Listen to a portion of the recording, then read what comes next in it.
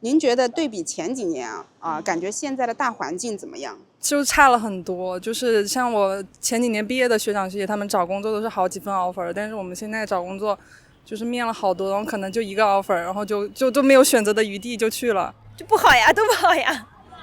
不好就是有体现嘛？就比如说人们在消费习惯上，或者是其他的生活习惯上有改变吗？我觉得不好就是体现在我的工资太低上，包括前辈们也会说，没有以前赚钱容易了。我觉得是不太好的。你消费降级，这是大家很天然的一个感触，是吧？然后二一个你自己挣钱难不难，自己心里是很清楚的。第三一个，我说各行各业，当你听到就是社会大众大家都一起抱怨的时候，这里面有一半是随波逐流的，有一半是真的自己就在这种窘境里面深有体会，他才会有感叹。我说跟我们民生相关的，你看这个就是，就是批发行业就是各个城市的这种集散源头，像这种冻货白条，它其实他们的生意都在变差。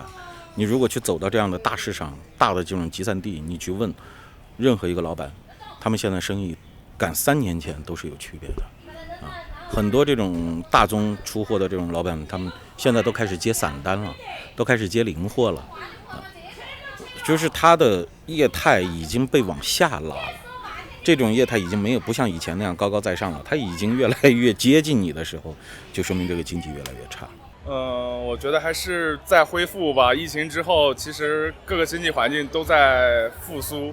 对，比如说咱们的桂林马拉松，2万多人一起过来，我觉得体育事业的兴起就代表了经济事业的兴起。感觉现在找工作都很难吧？我听有些家长他们就是现在找工作也特别难，然后赚钱也比较难。我觉得还是有所下降吧，就是说环境变得恶劣一点点。从我们的消费状况来看，那个消费欲是下降了。比如最近它有很多商战嘛，就是那些商家他为了提高人们的消费欲他就推出一些优惠活动，然后激发人们去购买他的商品。其实现在很多我们年轻人出去吃饭会去手机看那个团购，就是争取更优惠的价格去享受这个服务。对，现在的整体中国的经济大环境是比较不好的。就比如说我们的工资，它可能最高一份3500的工资，它会要求你干很多个人的工作，然后包括现在的物价也在慢慢的都下降了，就包括我们中国著名的海底捞，之前海底捞是没有团购的，然后现在就很多套餐它都出现了团购，包括海底捞也有摆摊，在我们之前有新闻播出嘛。就是好多商家生意也不好做了，是吧？对，现在的商家就紧接着一家接一家倒闭嘛，所以说近几年的经济大环境是不好，但是呢，我相信就是我们中国它的发展是一个波动式的起伏嘛，对，有低才有高，有高才也会有低的，所以说未来肯定会越来越好的，我相信我们国家的发展。对那身边的人他们有没有抱怨经济不好，然后说工作不好找或者是钱不好赚之类的？前段时间我有朋友也是大学毕业，然后去跑外卖过渡一下日子，然后他跟我说到，之前一单单价是5块钱一单，现在是5块钱3单，5块钱3单你都抢不到，现在是这样的一个情况。然后现在跑外卖其实也赚不了什么钱，就是大环境它不好，就体现到了这些点，就是岗位少，但是呢抢的人多。您是从事哪个行业的？我是做智能硬件的。这个行业现在怎么样？也非常好，我们做外贸，对，在美国、欧洲那边用我们的产品非常多。之前特朗普不是给我们加了关税吗？对你们有影响吗？是有影响的。影响大吗？其实对我们来说，我们的制造成本是没有变化的，但是对国外的友人来说，他们购买我们的产品价格会比较高，所以我们的用户在社媒上疯狂的吐槽特朗普。那你们呢？你们吐槽特朗普吗？我们也吐槽他呀，这对我们的用户不利呀，让我们的用户花了更多的钱去买了同样的东西。那他们没有去别的地方买吗？就假设来这边买贵的话，我们中国的制造业还是比较发达的，就再贵都还是便宜，是吧？对，而且我们的品牌力是非常强大的，这个在国外的市场我们也是 top one 的。那你大学学的什么专业啊？我大学学的软件技术。哦，那现在从事这方面的工作吗？并没有。哦，那你从事哪方面的呀？酒店。你当时怎么没有找到跟自己专业对口的工作？很难找啊，我们专科出来，你说上比不过那种本科的，下呢又比不过那种从小家里就学的，而且他起步就是要几年经验，那你又要应届生，你又要经验，那你到底是想干什么？那你当时就没有考虑做吗？毕竟是跟专业对口的嘛。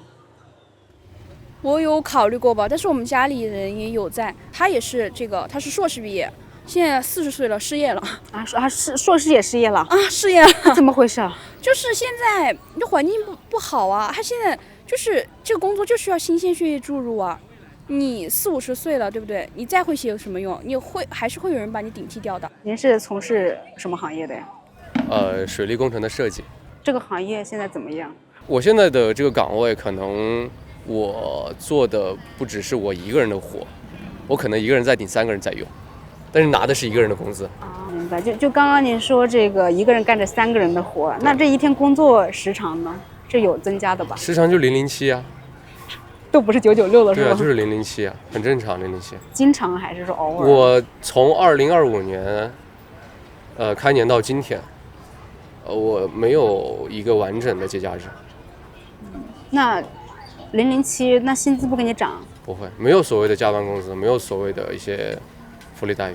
最近工作状态怎么样？不怎么样。我具体来说这个事情吧，就是接到一个新的项目，然后这个项目我完全不会，而且这个项目的要求的时间很短，就没办法，非要让你做，公司就非要让你做，那怎么办？那我能怎么办？我要挣钱，我要吃饭，我要还房贷，那怎么办？那就只能硬着头皮做。当你接到这个任务的时候，你脑子里第一想法是什么？抗拒、逃避。但是你知道，就是当你每天就是每个月可能2号要还那个房贷的时候，你的那个信心就又上来了。不行，我还是得安慰自己，想尽办法得把这个事情给做下去。压力转为动力了。这个是一种很矛盾的心理，就是一方面你自己真的是很反感公司的这种做法，很反感怎么会有这么不公平的事情，但另外一方面你的生活压力那么大，你会觉得PUA 自己吧，想办法自己怎么能让自己能够心态更平稳的让这个事情能够顺利的推动下去。房贷占了你工资的多少1/3吧。广告。你觉得你们这个行业这几年怎么样？不怎么样，江河日下，越来越不行，即将消灭。不怎么样体现在哪儿？体现在我工资水平很低。在这边从事什么行业的呀？就是现在暂时没有工作之前呢？因为带孩子嘛。之前是在做销售一类的。什么？大概家居类的。感觉那个行业怎么样？之前的时候感觉就是好像，因为现在房子这一块不太好了，所以我们家居来说的话也会受到影响，所以就是业绩上面就做的就不太理想，然后又生孩子嘛，带孩子嘛，然后就没有再工作。那您现在从事什么行业呢？医疗，我们做这个应该叫核药，就是放射性药物，然后这个东西它比较复杂，它实际上是一个医疗项目针对于肿瘤末端的。这个行业从事了多少年？18年到现在了。也是蛮久的了。相比18年现在的这种行业的情况，比以前要稍微好一点嘛，因为政策在逐步放开嘛。我们是做国际教育，还有以及香港方面的一个择校和备考的。然后因为现在一个政策的支持的话，其实整体还是生意还是很好。我之前是在一家快递电商公司做 HR 的，然后我经历了裁员，就目前的话就是主要是做就是休息，然后想自己找一些自由职业的一些工作，比如说一些线上的或者自媒体或者说先在本地找一些兼职，就是了解一下情况。什么时候被裁掉的？9月底。为什么呢？因为换了一个领导，那个领导就是他的风格就是会把老员工裁掉，然后去招新员工，就跟我同一批合并到他部门的人有2个人都被裁了。那他为什么要裁掉老员工？就是可能他个人的风格吧，因为他的团队基本上都是那种刚毕业的，就是其实刚毕业的新人他是可塑性比较强，他是相当于市场白纸，比较服从性。但是像我这种在一家公司已经待了几年了，就是已经他可能会觉得不好管理，这是我的一个见解。然后可能第二个就是成本，因为我经验比较丰富一点，我的薪资会比新人高个几千块钱，就可能从服从性还有说成本的角度，他就选择会裁员。那你们公司是做什么行业？做什么的？跨境电商。哦，这个应该不算是夕阳产业了吧？不算，但是很卷。就是现在人太多了，所以什么行业都很卷。就是同行之间会恶搞你，去把你的产品恶意的打低分或者恶意举报你，所以还是挺难做的。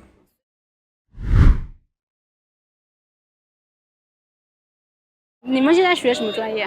我们是金融的。像你们这个专业未来的工作方向是怎么样的呢？一般是证券公司或者是银行。您觉得未来这个找工作的前景会怎么样？很难。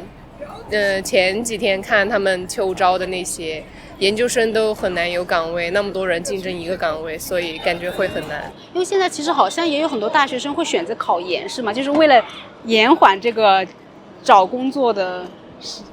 对，你们会考虑吗？会考虑啊，但是其实目前来看，感觉也有一点学历贬值，而且其实如果说本科也找不到工作，研究生也找不到工作，那不如本科出来多做一些工作，积累经验，可能经验会比学历更值钱，也说不定。就是大数据与会计。大数据会计跟传统的会计有区别吗？就以前会计可能是书本就比较多一点，然后现在我们大部分都是实操，然后就是电脑操作什么的。就是现在大家其实很多大学生都有这个焦虑，就是说毕业之后找工作难这件事情啊，你有听说过吧？我也感觉挺难的吧，其实。会对未来有这样的担忧吗？有啊，但是我们这个专业可能就是要考证，然后我觉得应该就是提升学历吧。然后你要积累工作经验，就是如果一开始很难的话，你就要求不要太高，然后多去积累工作经验，后面的话就是你找工作也会相对容易一点。本科是环境设计，研究生也是设计，但转到了景观。这个行业就是出来找工作一般就是找什么样的方向的呢？其实基本上地产行业或者是设计院都是比较多的。就整体的这种好像大学生找工作都已经是大家都在讨论的一个话题了啊。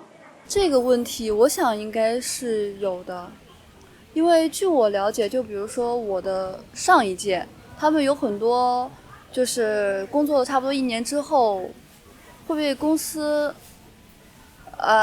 倒挂，比如说被迫辞职这种情况。但我们这届我所知道的是很多，比如去当老师，去当大学的辅导员，或者是大专的讲师，然后也有到一些私企工作的都挺多的。目前还没有听到他们说谁被裁员了，或者说那些情况。那薪资情况就是相比以前是有更低了吗？其实我觉得薪资方面跟我们本科毕业的时候差不多，就是当你期待你研究生毕业能找到一个更好的工作的时候，你回过头看到了你本科毕业的那批学生，你发现这读了3年好像也没有什么用。那你现在是大学生还是已经参加工作了？我现在是大学生。学的什么专业呢？学的是休闲服务与管理，它的大类是旅游，但是我们所学的内容是体育。那出来是可以从事什么方面的工作？教练方面的工作，或者是教培。就教运动的。对。那就是你现在也开始面临找工作了哈。你是的。觉得现在对于大学生来说，就业环境怎么样呢？我觉得不怎么好。因为现在人越来越多了嘛，然后大学生也越来越多，就是出现了一个人数和工作岗位不对等的一个情况，所以呢，现在找工作相对比较困难。你最近有去找工作吗？有的，我最近有在找酒店方面的工作，就比如说我前几天面试了上海的几家酒店，他们给到我们的一个薪资待遇是2500一个月，然后包吃住。但是我觉得2500要在上海对，在上海生活的话会相对比较困难。什么样的岗位呢？客房服务，还有一个餐饮服务。是实习生的工作了？对，实习生的工作。就是能描述一下你面试的情况，比如说面试官对于你们的要求。就是他首先让你介绍一下自己，面试官首先要看到你自信的一个态度嘛，然后听一下你的谈吐，还有你对这份工作的理解，你是否能够接受加班？这个是中国最常问到的问题。加班有工资吗 ？No， 无偿加班。你能接受吗？不能接受。但你觉得现在能找着这种不加班的工作吗？我觉得找不到。我觉得就算你找到这种不加班的工作、双休的工作，但是他的工资也不会很高。你现在是大学生是吧？对，我大几了。读什么专业的呢？我是师范专业的。那未来是要当老师的。对。然后我们最近也有招聘会嘛，然后我去参加过面试这些。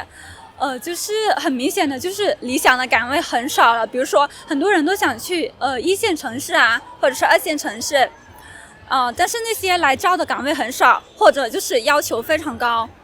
比如说我现在是本科学历嘛，那么他一般要求就会研究生啊这种，让我们就去不到。那么剩下的一些岗位就是比较经济没有那么发达的地方，比如一些县城啊和乡镇啊。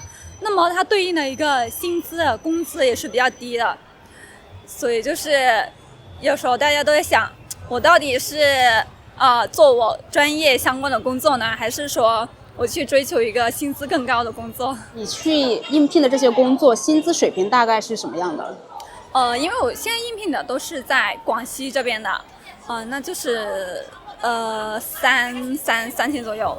你觉得是匹配这个工作的吗？这个工资？在广西来说是属于比较正常的一个薪资水平，但是不是我理想的。当下的这种经济情况会影响你人生的其他方面选择吗？比如说买房呀、婚姻啊、孩子啊这些。不想结婚，不想生孩，就没必要去让人家承受一个007的老公或者是爸爸。那这种不太好的环境下，对你个人会影响你个人的一些决定吗？我觉得会。在以前我跟我妈他们想差不多，就把钱存起来，然后怎么以后花呀。你这个年龄还会存钱啊？那现在不能，现在我发了工资就想去洗脚，你们知道吗？成都洗脚，我只想去按摩，我只想去 SPA， 我要去享受。对，享受。因为我想，我现在才22岁，我爸妈现在不需要我养，我现在不去玩，不出去旅游，那我年纪大了，那我有自己爹妈要养，说不定以后会结婚，但现在至少没有这个想法哈。有自己的孩子要养，然后又怎么样，有自己的生活，而且年纪大了，身体也不行了。那为什么不趁现在年轻，有时间有精力，去享受这个世界，去取悦自己？你觉得这种经济情况会影响年轻人对于未来，比如说走入婚姻、生育等等的这样的抉择吗？肯定啊！我没钱我怎么结婚？没钱我怎么生孩子呀？如果生孩子啊，这一代的教育观念已经不是说我要去激娃了，而是我如何能够激自己，给孩子一个良好的生活条件。如果他生下来注定了要去拼搏，像现在我一样在社会上去熬死，去用身体换钱，用这种生命力去换钱，那你可能不会愿意你的孩子过这样的生活。那什么样的人适合要孩子呢？有钱的人多生，有钱的人真的该多生。就可能是大家的一些消费吧，就是一直在消费降级。像我本人，我可能学生时代的时候，虽然那个生活费没有我现在工资高，但是我之前花的还是比较潇洒。但现在我都是很抠门了，就可能花销还不到我以前学生时代的一半那种感觉，就是想要多存点钱，就是未来感觉还是生存焦虑会比较大一些。好像我觉得你说影响了，但你看这个国庆放假的时候还那么多人出来玩，我觉得也好像影响不大啊。就身边有没有人会抱怨，好像钱不好挣了呀，有，工作不好找了呀？但是大家抱怨归抱怨，但是该玩的还得玩，该花是吧？对，该花还得花。我的很多朋友以前花钱大手大脚，包括我吧，现在其实疫情过后的话，整体消费的话都是就相当于偏降级。我觉得很神奇的是，因为我有朋友是毕业后他去做主播了，女主播。什么方面的？偏那种舞蹈的。据你所知，做主播这个行业大概收入在什么样的一个范围？我知道的，他现在可能做主播1年半左右的时间，他就年薪可能有70-80万了已经。然后他每周只用播5天，一天播2-3个小时，所以你如果换算成时薪是很高。我就觉得很神奇是，其实有一部分人完全没有受到影响，就是他们的收入可能反而更高了。然后呢，我现在做的这个行业，算是运气比较好，没有受到那么大的影响。其他的就比如传统一些的行业，还有就是小商小贩之类的，那可能还是受的冲击比较大。所以我觉得是很割裂这个世界。就当下的经济情况，你觉得会影响年轻人其他方面的人生选择吗？例如买房啊、结婚呀、要孩子等等。我觉得会，因为我们这一代的话，对于结婚的话，我们没有像父母那个年代觉得一定要结婚。我至少我身边的人和我不是这么想。然后对于你说的买房买车的话，我觉得如果让我选，我会选租房。我不想让把我的一辈子困在一个就是 cage 里面，然后我去花我大半生的时间去付这个房贷，我觉得没必要。就像我们说，我们现在是旅游贷，我们宁愿去把钱花在旅行上面，去看世界，去看不同的文化。你觉得年轻人现在整体的一个状态怎么样？我跟我朋友，我们经常会聊这个话题。我觉得我们精神其实都生病了，因为父母那一代，包括爷爷奶奶那一代的话，他们其实是最简单，他们穷，他们只需要面对一件事情，就是解决生存温饱问题。对于我们来说的话呢，大部分人的话，我们其实家里都算中产偏上，我们没有再受温饱的折磨之后呢，那你人必然而然会从经济迈向另一个，我觉得从认知层面或精神层面的一个思考，你会在想我存在意义是什么？因为我存在意义不是只是去为了吃饭和有房子住，包括我们做一份工作，这份工作可能父母他们会为了钱去低这个头，但我们不想。然后他们可能不会因为热爱去做一份工作，但是因为这个工作能养活得了家，但是我们会想要去找到一份热爱的事情，所以我们我觉得也很痛苦。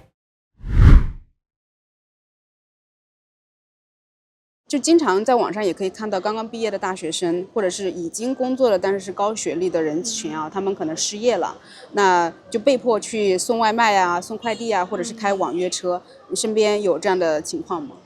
我其实一开始步入社会的时候，我对这种职业也是会有一点那种觉得有点 low 的感觉，但是其实现在经历了裁员之后，我觉得每份工作都是平等的，而且其实外卖它也有自己的门道，你要怎么去记住这些门店，怎么控制速度，你做得好也有1-2万的，其实我觉得也是一个不错的选择。哎，那你觉得现在啊，就是对于刚刚毕业的大学生来说，找工作难吗？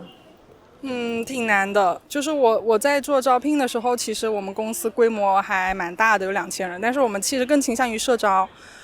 社招有一部分也是可以接受有无经验的，但是也就是你可以接受没有这个岗位的经验，但是你要有工作经验，因为没有工作经验的人，在我们看来他的一个抗压能力，就是没有受过社会的毒打，还是对工作有一种那种幻想，就吃不了苦，因为我们公司还是比较高强度的。然后像校招这一块，我也看到很多帖子，就小红书上很多人可能毕业了半年都找不到工作，其实我觉得大家都挺难的。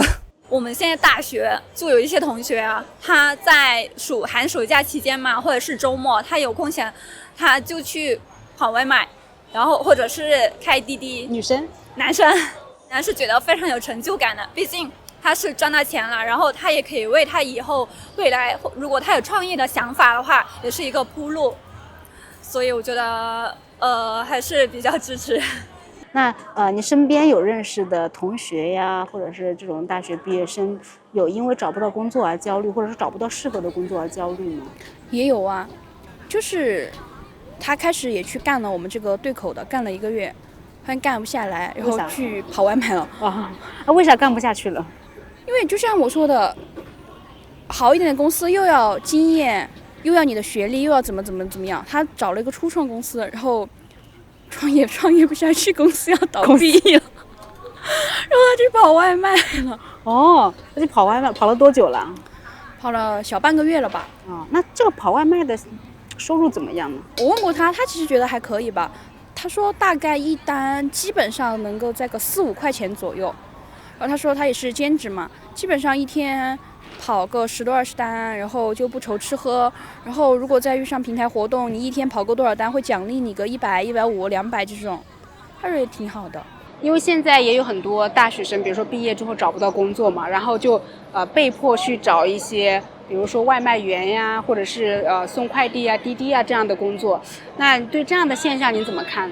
我觉得他们挺勇敢的，因为其实对于我来说，我应该算是孔乙己那种类型的人，就是可能宁愿找不到那个工作，我也不愿意去做一些就是这个外卖员的工作，因为就是会觉得自己读了这个大学，想找他匹配一点的，就是要求大学这种学历的工作。这是一个很普遍的现象。我觉得的话，就是对于年轻人来讲的话，首先要让自己先活下去。对，可能从事外卖的话，它不是一个永久的一个工作，但是至少能够让你先有饭吃。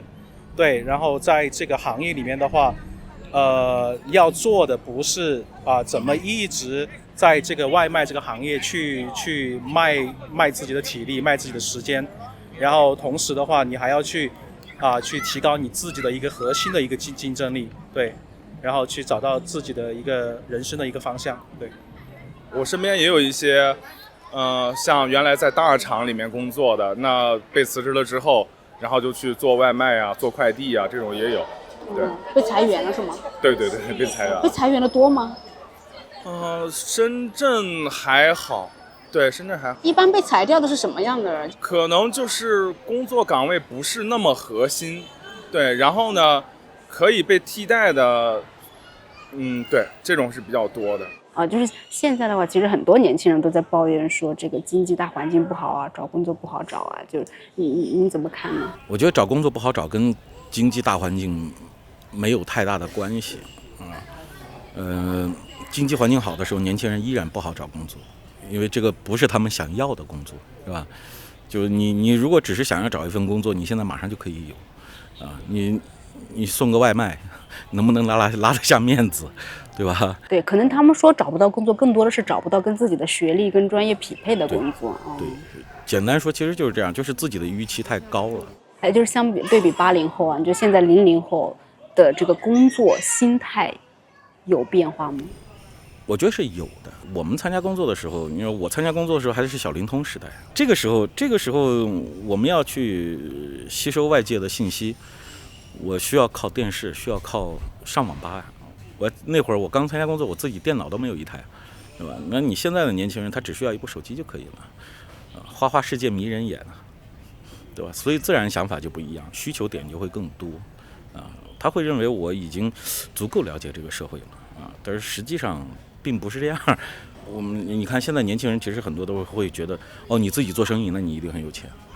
他甚至连税务都搞不清楚，他就觉得我未来我也可以当老板。你看他做了一个什么事情，他都能做成，我也可以做成。但是那个时候我们是不会有这种想法的。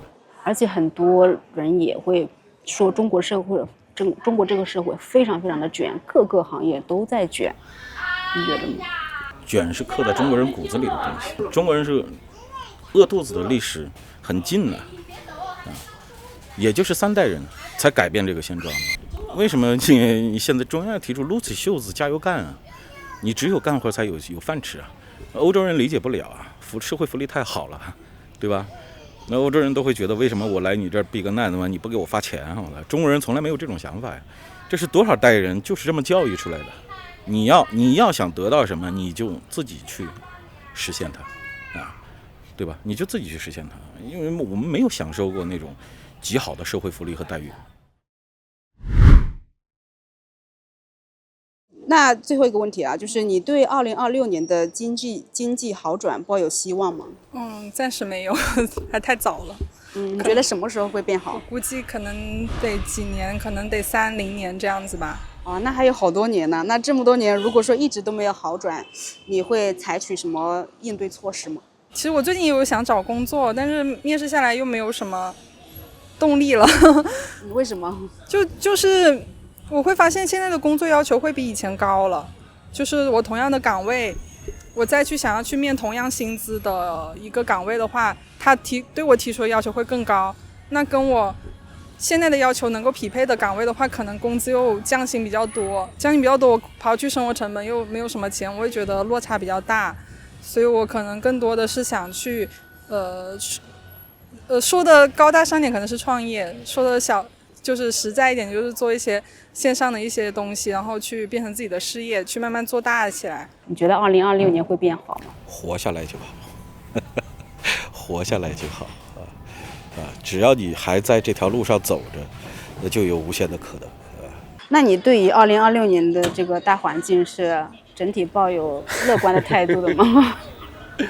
我可能之前说的很低气压哈，但是真的就是这个样，特别是我们这种传统行业，太难了。就是总的来说就是我们现在这个大的环境很卷，然后想要在这个行业出人头地也很难，因为它阶级固化也特别厉害，资源只掌握到很少的一部分人的这个手里嘛，特别是像我们公司的老板呀，或者是国企啊之类的。如果想要在这个行业有所立足的话，真的很难。财神庙说了，未来3年的这个运都还比较不错啊，是拜神了都已经。是的，拜神了。好的，那也希望你明年会更好。好的。持乐观的态度。是什么让你有这样乐观的态度？我觉得我都挺乐观的吧，我觉得反正死不了啊，那死也死不了，就是不死就是最好的是吧？对啊，死不了。在成都这个地界，你再少也有个3-4千块钱嘛，你要你自己是完全够了的，而且还可以活得还行。2026年从我看到的数据来讲的话，应该未来可能5年，中国的大学生的话，毕业的人数还会持续的增加，然后再加上一些，比如说前2年没有找到工作的这些年轻人，那么这样的话会给那个就业市场的话。压力我觉得会比现在会要更加的大，但是呢，我觉得这是一个周期性的一个东西。如果一个坏的一个经济周期，它可能是10年，但是如果我们就是年轻人的话，保持这种学习的能力的话，等到就是熬到这个经济下行结束上行的时候，那他也会享受一些红利。对，我还是非常坚定的相信我们的国家是会好起来的。尤其是今年去看的话，我们的最近正在举行的全运会，包括我们新下的福建舰，我觉得这都是国力强盛的表现。如果我们国家不能再延续辉煌的话，那这些也是落不了地的。所以我非常坚定的相信我们的国家会越来越好的，包括我们人民自身，包括我们的企业，也都会向着更好的方向走起来的。你对明年的这个经济好转抱有希望吗？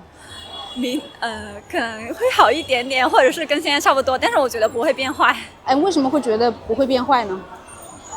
因为我觉得现在大家都那个就业都很积极，然后都是在想办法去搞动这个经济嘛，去创收。我是个乐观的人，因为我觉得，你悲观也是活，你乐观也是活。那你面对就是这个世界的真相以后，我觉得还是要抱一个乐观的态度去生活。